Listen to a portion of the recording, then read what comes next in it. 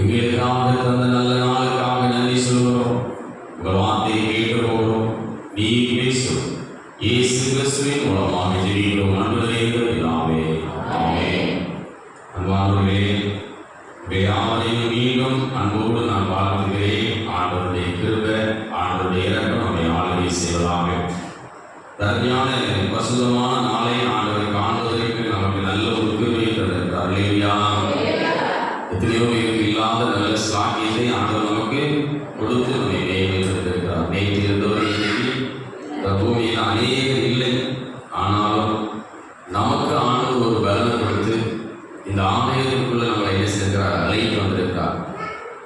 ஆண்டவருடைய கிருபை தான் நம்ம என்ன செய்து வழி நடக்கும். அவருடைய கிருபை இல்லைன்னா நம்ம ஒன்றுமே செய்ய முடியாது. அவருடைய கிருபை தான் நம்மை வழி நடத்துகிறது. கடந்த 2 நாட்களுக்கு முன்பதாக ஒரு பெரிய விமான விபத்து செஞ்சது நடைபெற்றது. அவங்களெல்லாம் ஒரு நல்ல ஒரு செழிப்பான நாட்டில் போய் சந்தோஷமா வாழணும் அப்படின்னு சொல்லி தான் எல்லாரும் என்ன செஞ்சாங்க. ஆனால் ஒரு நிமிடத்தில் அநேக என்ன செஞ்சாங்க, மறித்து போனார்கள். அவருடைய மனநிலைமைகள் எல்லாம் மிகவும் பயங்கரமாக இருந்தது. ஆனால் ஆண்டவர் சொல்றாரு, என் கிருபை இருந்தால் நான் என்ன செய்வேன், பாதுகாப்பு கொள்வேன். இந்த ஞாயிற்றுக்கிழமை இந்த ஆலயத்துக்குள்ள வரணும் அப்படின்னா ஆண்டவருடைய கிருபை இந்த ஞாயிற்றுக்கிழமை நிறைய நமக்கு கிடைக்கும். இல்லையா? அந்த கிருபையை பெற்றுக்கொண்டு தான் நம்ம என்ன செய்யணும், தொடர்ந்து இந்த பூமியில நடமாட்டமும் நம்முடைய வேலைகளை செய்யணும். அதே போல காலையில எல்லாருடைய குடும்பத்திலும் குடும்ப ஜெபம் என்பது கண்டிப்பாக இருக்கணும். அதான் ரொம்ப முக்கியம். இந்த குடும்ப ஜெபம் வீட்டில் நல்ல தோத்திரங்களை செலுத்தி பாடி வேத வாசித்த பிறகுதான் நம்ம என்ன செய்யணும், வீட்டை விட்டு கீழே இறங்கி வர வேண்டும். இந்த குடும்ப ஜெபம் இல்லை அப்படின்னா ஆண்டவருடைய கிருபையை என்ன செய்யாது, பெற்றுக்கொள்ள முடியாது. அதனாலதான் குடும்ப ஜெபம் இல்லாத வீடு கூரை இல்லாத வீடு அப்படின்னா பாதுகாப்பு இல்லாத ஒரு வீடு. காலம் கடைசியாக நீங்க ரோட்ல நல்லா டிரைவ் பண்ணி போனாலும் எதுக்காக வரவங்க அவங்க எப்படி வாங்கணும்னு தெரியாது. இன்னைக்கு அம்பை சாலையில பாளையங்கோட்டையிலிருந்து அம்பாசமுத்திரம் வரைக்கும் தான் நம்ம என்ன செய்யலாம், பிரயாணம் பண்ணுறோம். ஒவ்வொரு மணி நேரத்துக்கு ஒவ்வொரு இடத்துல கூட்டமாக இருக்காங்க, கீழே விழுந்து ரத்த கோரையோடு நிற்கிறாங்க. காலம் கடைசி காலமாயிருக்கு. எல்லா பகுதிகளில் பார்த்தீங்கன்னா விபத்துக்கள் அதிகமாகிவிட்டது. ஆனால் அப்பாவுடைய கிருபை இருக்கும்போது தான் நமக்கு பாதுகாப்பு. காலையில் எழுதி சொன்னாங்களே, என் கணவனுக்காக, என் பிள்ளைக்காக, மனைவிக்காக நான் ஜெபிக்கிறேன். வெளியே போகும்போது மீண்டும் இல்லத்துக்கு என்ன செய்யணும், திரும்பணும். ஆண்டவரே, என் பிள்ளைகளுக்கு முன்பதான் உங்கள் சமூகம் செல்லட்டும், உங்கள் மகிமை பின்னாலே வந்து பாதுகாக்கணும். என் பெற்றோர்கள் எல்லாம் ஜெபம் பண்ணணும். அப்படி ஜெபம் பண்ணினாதான் ஆண்டவருடைய கிருபை என்ன செய்யும், கிடைக்கும். இந்த அருமையான நாட்களில் சிறிது நேரம் சிந்தனைக்காக நாம் 132ஆம் சங்கீதத்தை உங்கள் மத்தியிலே சில காரியங்களை சொல்ல நான் ஆசைப்படுகிறேன். 132ஆம் சங்கீதம். 132ஆம் சங்கீதத்தில் மேல் பகுதியில் என்ன போட்டிருக்கு,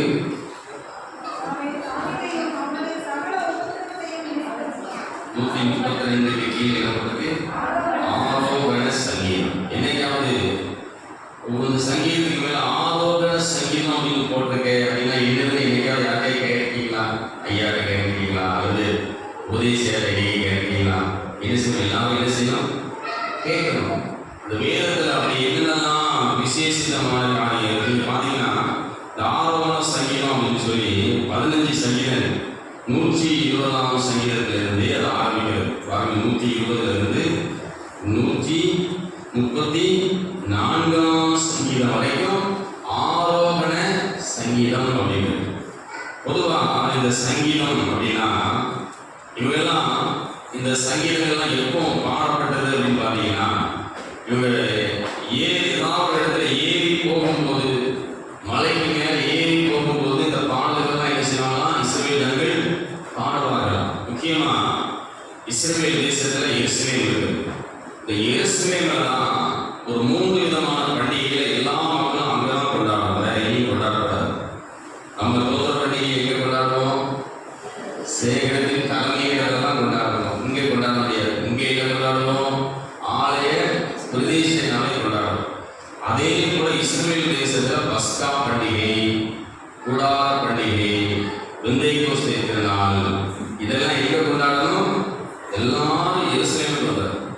அப்படி எருசலேம் வந்து எருசலேம் பார்த்தோம்னா எருசலேம் சாதாரணமா தரை மட்டத்தில் இல்லை. நம்மளாம் தரை மட்டத்தில் இருக்கிறோம் தொட்டெல்லாம். ஆனா எருசலேம் எங்க இருக்குன்னா ஊட்டி கொடைக்கானல் யாரெல்லாம் போயிருக்கீங்க? எல்லாரும் போயிருக்கீங்கல்ல? அத மாதிரி உயரமான இடத்துல இருக்குன்னா எருசலேம். 2500 அடி உயரத்துல எருசலேம் இருக்கு. அப்ப எல்லா ஜனங்களும் எருசலேமுக்கு போனா மலை கண்டிப்பா ஏறிதான் ஆகணும். இந்த மலை ஏறி போகும்போது அந்த காலத்துல இப்பவும் பஸ் இருக்கு, வேன் இருக்கு, கார் இருக்கு. அந்த காலத்துல எல்லாரும் நடந்துதான் போவாங்க. அதனாலதான் ஆண்டவராக இயேசு கிறிஸ்து அந்த நாசரேத்துல இருந்து அவங்க என்ன செஞ்சாங்க? நடந்தே அங்க எருசலேமுக்கு வந்தார்கள். கழுதையில் வருவாங்க. அப்படி இவர்கள் மலைக்கு மேல பண்டிகையை கொண்டாட ஏறி போகும்போது பாடக்கூடிய பாடல்கள் தான் இந்த பாடல்கள். இல்லையா? அதுதான் இந்த பாடல். முக்கியமா பாத்தீங்கன்னா அந்த நேரத்துல அந்த பாடலாம் பாடுவாங்க. 133ஆம் சங்கீதமும் இந்த ஆரம்ப சங்கீதம் தான் வருது. 103ஆம் சங்கீதத்தை பாருங்க. இதோ சகோதரர் ஒருமித்து ஆசிரம் பண்ணுவது எத்தனை நன்மை, எத்தனை இன்பம். இவங்கெல்லாம் அப்படியே எல்லாம் சகோதரர்களா அப்படியே மேலே ஏறி செய்றாங்க, பண்டிகை கொண்டாட போறாங்க. அப்படி மேலே ஏறியவர்கள் பாடக்கூடிய அந்த ஆரோகணம், அந்த காரியத்திற்காக இது கொடுக்கப்பட்டிருக்கிறது. அதே போல 132ஆம் சங்கீதத்தினுடைய வரலாறு பார்க்கும்போது 132ஆம் சங்கீதம் எப்போ இந்த சங்கீதத்தை பாடுவாங்கன்னு கேட்டா உடன்படிக்கை பெட்டின்னு ஒரு பெட்டி இருந்துச்சு. இல்லையா?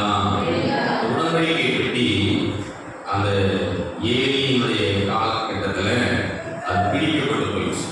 அது பிடிக்கப்பட்டு போனதுனால அது உடன்படிக்கை பெட்டி எங்க இருக்குன்னே தெரியல. சவுல் வராது, அவரும் அதை தேடல.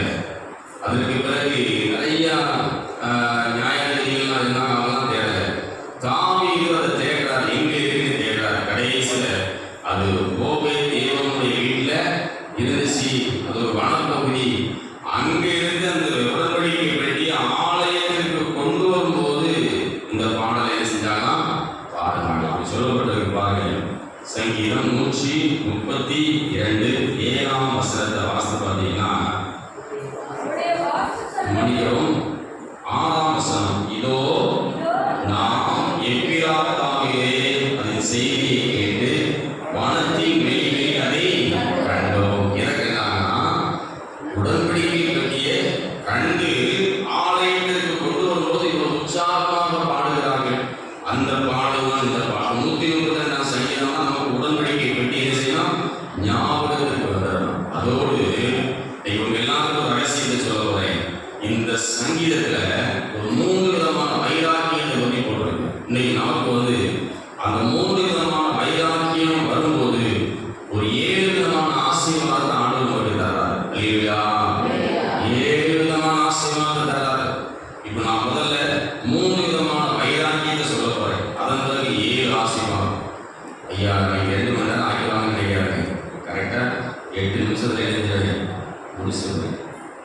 3 விதமான வைராக்கியங்கள் இந்த சங்கீதத்தில் போட்டிருக்கு. முதலாவது வைராக்கியம் என்னன்னா ஆலயத்தை குறித்ததான வைராக்கியம். என்ன வைராக்கியம்? ஆலயத்தை குறித்ததான வைராக்கியம். பாருங்க 132 2ஆம் வசனத்தை வாசித்து பார்க்கும்போது அவன் நான் கர்த்தருக்கு ஒரு இடத்தையும் யாக்கோபின் வல்லவருக்கு ஒரு வாசஸ்தலத்தையும் காணும் மட்டும் வீடாகிய கூடாரத்தில் பிரவேசிப்பதில்லை, என் படுக்கையாகிய கட்டிலின் மேல் ஏறுவதுமில்லை என்று என் கண்களுக்கு நித்திரையையும் என் இமைகளுக்கு உறக்கத்தையும் வரவிடுவதுமில்லை என்று கர்த்தருக்கு ஆணையிட்டு யாக்கோபின் வல்லவருக்கு ஒரு துறை பண்ணினான். அல்லேலூயா. ஆலயத்தின் மேல ஒரு வைராக்கியம். இந்த ஆலயத்துக்கு மேல நமக்கு ஒரு பெரிய வைராக்கியம் இருக்கும். அப்படி இருந்தீங்கன்னா நான் சொல்ல போகிற 7 ஆசீர்வாதங்கள் உங்க குடும்பத்துக்கு என்ன செய்யும்? வரும். அது வந்து தீரும். இந்த ஆலயத்தை நேசிக்கணும். முக்கியமா இந்த ஆலயத்தை நேசிக்கணும். ஞாயிற்றுக்கிழமை மட்டும்தான் கோயிலுக்கு வரணும்னு நினைக்கிறாங்க. இது ஞாயிற்றுக்கிழமை மட்டும் கோயிலுக்கு வரவே கூடாது.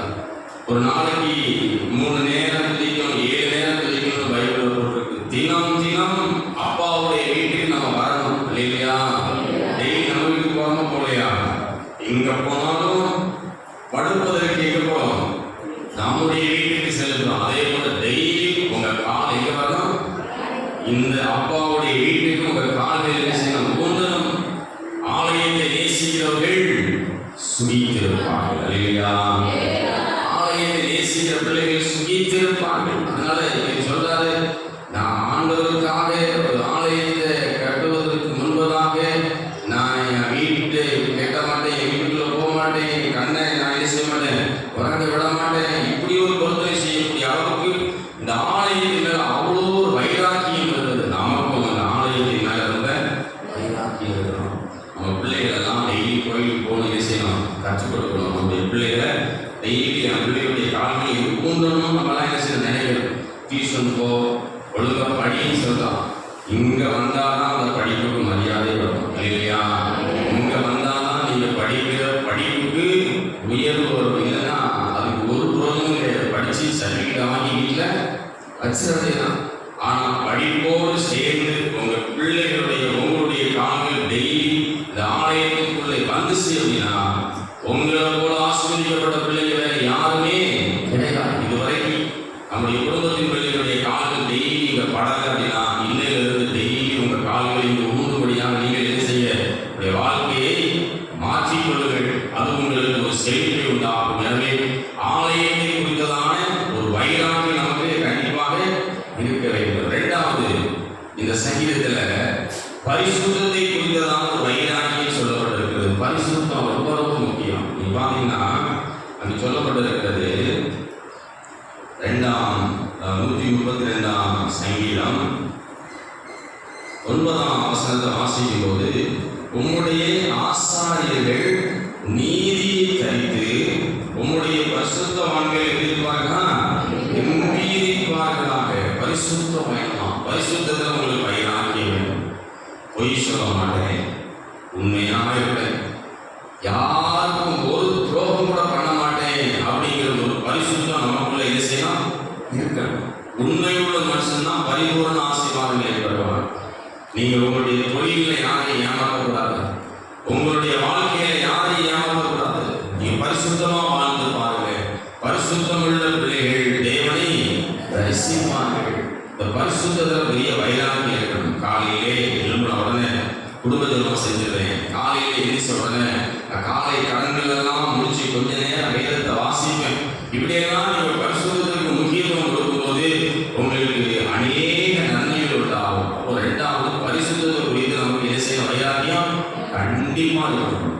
மூணாவது, இதே சமயத்துல ஆராதனை குறித்த ஒரு வைராக்கியம் இருக்கிறது.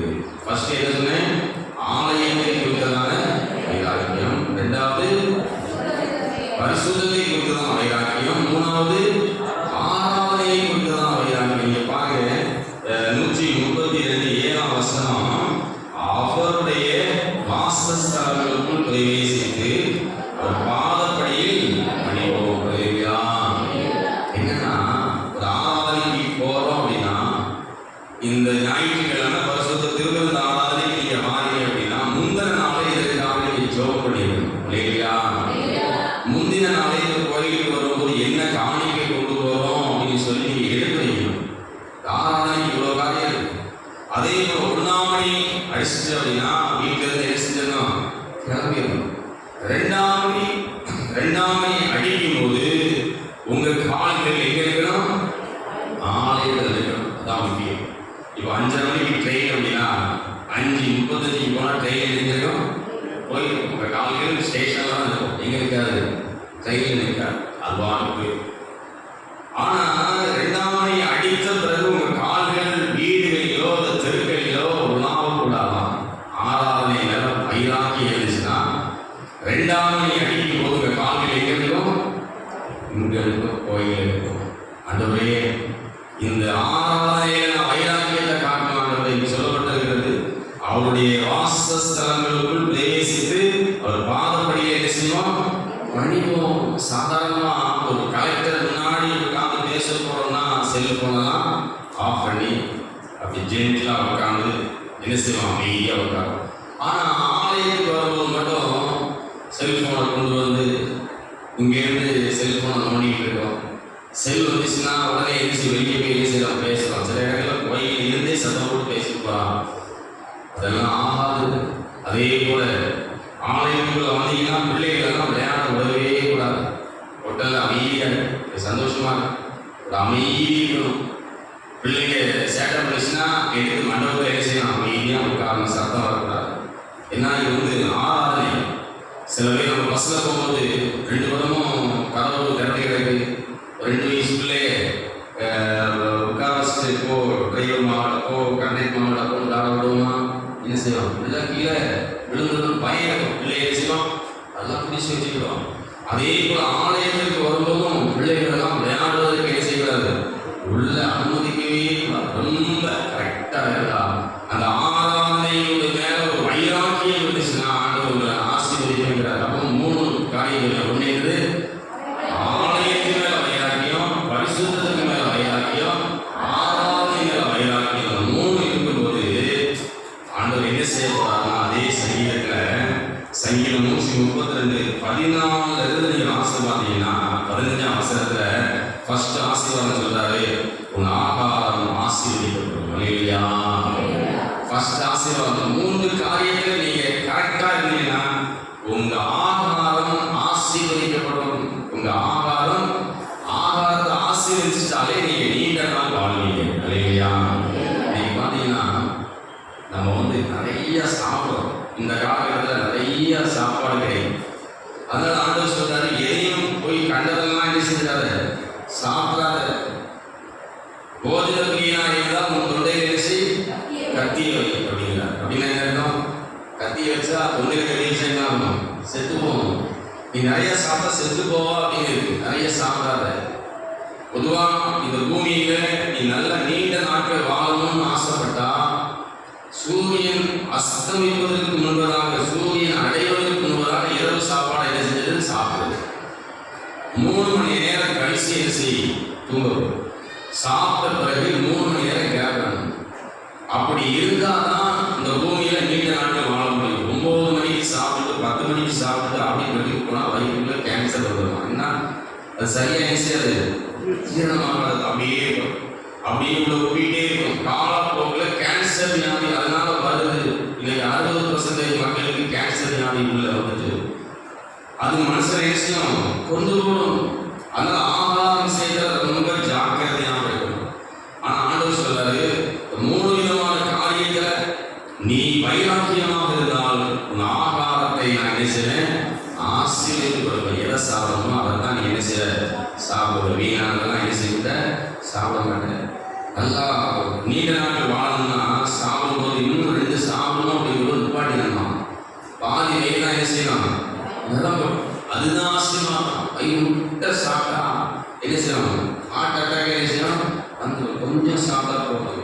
அந்த அளவுக்கு நம்முடைய சரீரத்தை வைக்கும் போது தான் ஆசீர்வாதம். அப்போ ஆண்டவர் சொல்றாரு, இந்த 3 விதமான காரியங்கள் நீ வைராக்கியமாக இருக்கும்போது ஆகாரத்தை என்ன செய்வேன், ஆசீர்வதிக்கிறேன். 2வது ஆண்டவர் சொல்றாரு, உன்னை நான் திருப்தி ஆக்குவேன். இல்லையா, உன்னை நான் திருப்தி ஆக்குவேன். இன்னைக்கு அநேகருடைய வாழ்க்கையில திருப்தியே இல்லை. அங்க போனா சம்பாதிச்சிடலாம், இங்க போனா சம்பாதிச்சிடலாமா, போட்டோம். ஆண்டவர் சொல்றாரு, ஒரே இடத்துல கணவன் மனைவி பிள்ளையுமா இருந்து என்ன செய்ய, சந்தோஷமா வாழுங்க, சந்தோஷமா வாழுங்க. நீங்க திருப்தி இல்லாததுனால ஆங்காங்கு ஓடி சந்தோஷம் இருக்கு நினைச்சீங்களா, சந்தோஷமே கிடையாது. ஆண்டவர் சொல்றாரு, இந்த உலகத்துல ஒன்றும் கொண்டு வந்ததும் இல்லை, ஒன்றும் கொண்டு போக முடியாது. இருக்கிற இடத்துல சந்தோஷமா இருக்கும் போதும் அப்படிங்கிற எண்ணம் இருந்துச்சுன்னா நம்ம வந்து ஒரு பெரிய ஆசீர்வாதம். என்னன்னா, தாத்தா பாட்டி ஒரு குடும்பத்தில் இருந்தாங்கன்னா அதை போல ஆசீர்வாதம் வேற ஒண்ணுமே இல்லையா, இல்லையா. தாத்தா பாட்டி கணவன் மனைவி பிள்ளையுமா ஒரே இடத்துல வாழக்கூடிய ஒரு ஆசீர்வாதம், ஒரு பெரிய ஆசீர்வாதம். அந்த திருப்தி ஆண்டவங்களுக்கு கொடுப்பார். போதும்பா, 3 நேரம் சாப்பாடு கிடைச்சா எத்தனை நாள் வாழ்ந்துட போகிறோம்.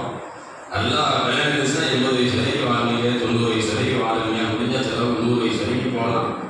வேகமா போயிட்டு, எவ்வளவு வேகமா போயிட்டு இருக்குது, வேகம் அவ்வளோ வேகமா போயிட்டு இருக்கு. நீங்க அனைவரும் பார்த்தீங்கன்னா ஓடி ராத்திரியும் பகலும் உழைச்சி ஒரு 45 வயசுக்கு மேல ரொம்ப ஓய்வில்லாம உழைச்சி 45 வயசுலேயே வியாதியை போயிட்டு இருக்காங்க. சேர்த்து ஆண்டவர் சொல்றாரு, ஓய்வு உனக்கு என்ன செய்யணும், வேணும், திருப்தி வேணும்.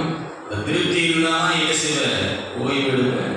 நீங்க ஓய்வு இல்லாம 2 சுற்று 3 சுற்று ஓடி நல்ல 90 வயசு வரைக்கும் வாழக்கூடிய ஒரு மனுஷன் 45 வயசுல வயசான ஒரு மாதிரி இருக்கான்.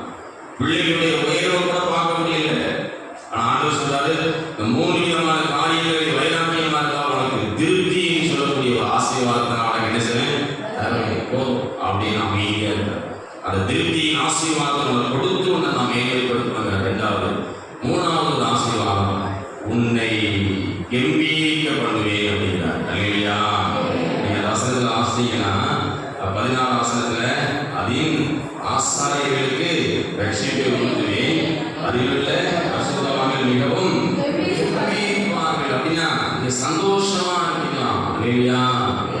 ஆலயத்தை குறித்து வைராக்கியம், பரிசுத்தத்தை குறித்து வைராக்கியம், ஆராதனையை குறித்து வைராக்கியத்தை நீங்க செஞ்சீங்கன்னா நீங்க கம்பீரமாக இருப்பீர்கள், மகிழ்ச்சியோடு இருப்பீர்கள், சந்தோஷத்தோடு இருப்பீர்கள். அந்த ஆசீர்வாதம் உங்களுக்கு கொடுத்து நான் மேன்மைப்படுத்துவேன். அடுத்த சொல்றாரு, உனக்கு ஒரு கொம்பை எரிசுவேன், முளைக்கப்படுவேன். அப்படின்னா என்ன அர்த்தம்? உங்க வீட்டில் பிறந்த பிள்ளைங்க உங்க கண்ணில் பார்த்ததற்க ஒரு உயர்ந்த அடைக்கலத்திலே இருப்பார்கள். அல்லேலூயா. என் பிள்ளை ஒரு எஸ்பியா இருக்கிறாரு, என்னுடைய பிள்ளை இன்னைக்கு எம்எல்ஏ எம்பியா இருக்கிறாரு, என்னுடைய பிள்ளை இன்னைக்கு ஒரு பேராயரா இருக்கிறாரு, என்னுடைய பிள்ளை இன்னைக்கு ஒரு முதலமைச்சரா இருக்கான். ஒரு கொம்பு உங்க பிள்ளைகளை ஆண்டு என்ன செய்வாருன்னா, இந்த 3 காரியத்தை செய்யக்கூடிய குடும்பத்தில் பிள்ளைகளை தேர்ந்தெடுத்து உயர்ந்த அடைக்கலத்தை வைத்து உங்களை காண கிருபை செய்வார். அல்லேலூயா.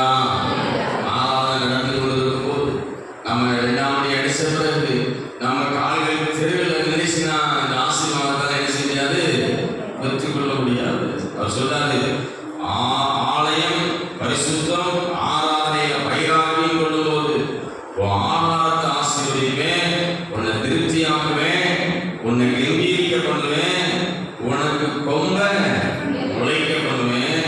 5வது, உனக்கு ஒரு விளக்கை ஆயத்தம் செய்வேன். அல்லேலூயா. என்ன அப்படின்னா உங்க வீட்டுக்குள்ள ஆண்டவரால் கொடுக்கக்கூடிய ஒரு லைட், ஒரு பிரைட் உங்க வீட்டுக்குள்ள இருக்கும். அந்த பிரைட்டை பார்த்து எல்லாரும் இந்த மனுஷன் கொஞ்ச நேரம் உட்கார்ந்து ஆலோசனை கேட்கலாமே அப்படின்னு நினைப்பான். உங்க வீட்டை தேடி, உங்க வெளிச்சத்தை தேடி ராஜாக்களும் உங்க வீட்டை தேடி வருவாங்க. அல்லேலூயா. அதான் வசனம் ஏசாயா 60ஆம் அதிகாரத்தை எடுத்துக்கொள்ளுங்க. ஏசாயா 60 3ஆம் வசனம் சொல்லுது. ஏசாயா 63, உன் வெளிச்சத்தின் இடத்திற்கு ஜாதிகளும், உதிக்கிற உன் ஒளியின் இடத்திற்கு ராஜாக்களும் நடந்து வருவார்கள். அல்லேலூயா. அப்படின்னா என்ன அர்த்தம்? பெரிய பெரிய அதிகாரிகள், நாட்டை ஆளுகிறவர்கள் உங்க வீட்டை தேடி வரக்கூடிய ஒரு வெளிச்சம் உங்க வீட்டில் இருக்கும். அப்படின்னா எவ்வளவு ஆசீர்வாதம். உங்க வீட்டில் அவ்வளவு ஞானம் இருக்குமா, அவ்வளவு ஞானம் இருக்கும். அந்த அளவுக்கு நான் உங்களை உயர்த்தி ஆசீர்வதிப்பேன். அப்போ இந்த 3 காரியத்துல வைராக்கியமா இருக்கும்போது ஃபர்ஸ்ட் ஆகாரத்தை ஆசீர்வதிப்பான், உன்னை திருச்சி ஆக்குவேன், உன்னை கம்பீரிக்க பண்ணுவேன், உனக்கு கொம்பை முளைக்க பண்ணுவேன், உனக்கு விளக்கை ஆயத்தம் பண்ணுவேன். 6வது ஒரு காரியம், சத்துருக்கள், அவன் சத்துருக்களுக்கு வெட்கத்தை கொடுத்துவேன். அல்லேலூயா. பெரிய ஆசீர்வாதம். நம்ம சத்துருக்கள் வெட்கப்படுவாங்க, நம்மளுடைய உயர்வை பார்த்து வெட்கப்படுவாங்க.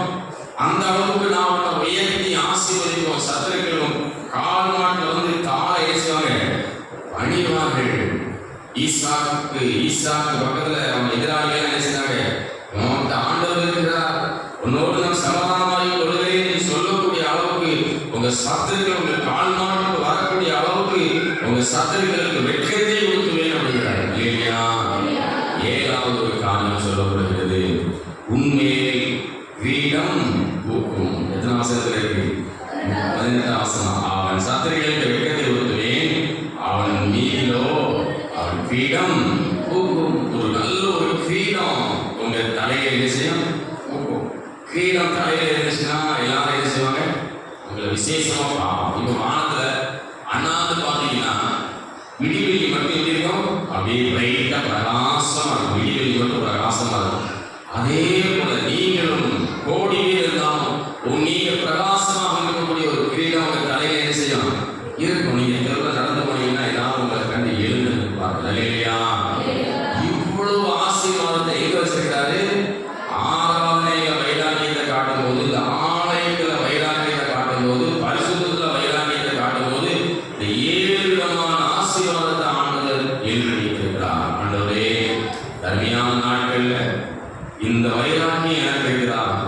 நான் ஆலயத்தை டெய்லி தேடுறேன்னா, ஆலயத்தை டெய்லி தேடுற பிள்ளைகளுக்கு இந்த ஆசீர்வாதம் இல்லையா?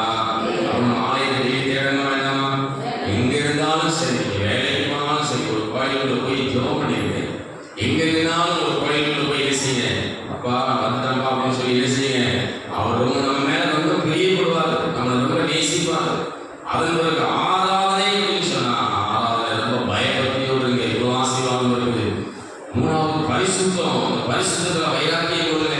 இதெல்லாம் செய்யும் போது இவ்வளவு ஆசீர்வாதம் கொடுத்து ஆண்டவர் சொல்றார், நீ கீழாகாமல் நீ வாழாமல் உன் வியாதியை விட்டு விலக்குவேன், உன் ஆசீர்வதிப்பேன். ஆண்டவர் தொட்டுட்டா அந்த வியாதியெல்லாம் என்ன செய்யும்? 38 வருஷமா பெதஸ்தா குளத்துல ஒருத்தர் இருந்தார். எத்தனை வருஷம்? 38 வருஷமா அவன் வியாதியா இருந்தா அவன் எவ்வளவு கஷ்டப்பட்டுப்பான் பாருங்க. ஆனா ஆண்டவர் அவனை தொட்டு குணமாக்கி எரிச்சு நடக்கிறார். அந்த மனுஷன் நேரா எங்க போனான் தெரியுமா? அந்த மனுஷனுடைய வரலாறு வாசித்து நாம இஸ்ரவேல் தேசத்துக்கு போனோம். அதே பெதஸ்தா குளத்துக்கு நான் போனேன். அதே பெதஸ்தா குளத்துல தண்ணி இன்னும் இறங்கி போய் அந்த தண்ணியே நான் தொட்டேன். அப்போ கைதி சொன்னாரு, இந்த இடத்துல தான் 38 வருஷமா வியாதிப்பட்ட மனுஷன் இருந்தான்.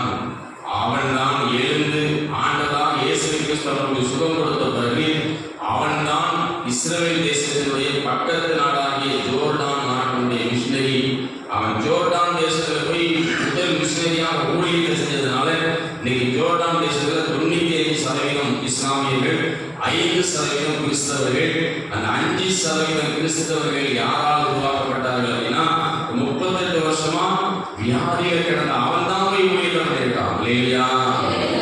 எவ்வளவு ஆசீர்வாதம் ஆண்டவரிடத்துல இருக்கு. ஆண்டவர் நினைச்சா நம்மளெல்லாம் ஒரு நிமிஷத்துல உயர்த்தி ஆசீர்வதிக்க முடியும். எனவே இந்த நல்ல காரியங்களை பக்தி வைராக்கி கொள்வோம். ஆண்டவர் நம்மை ஆசீர்வதிப்பாராக. ஆமென்.